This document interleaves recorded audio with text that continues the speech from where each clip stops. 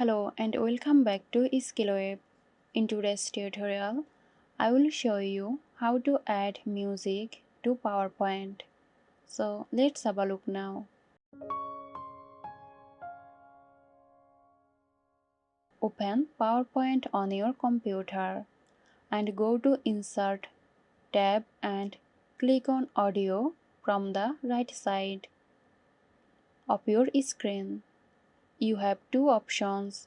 You can add audio from your PC or record audio. Click on Audio on my PC to add the music. Navigate to the music you want to add. Then select and click on Insert. Okay, there you go. Now you can click on the playback button to play the music.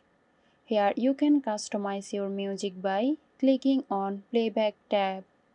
So that's it. Hope you found this tutorial helpful. Stay tuned for more helpful tutorials here at SkillWeb.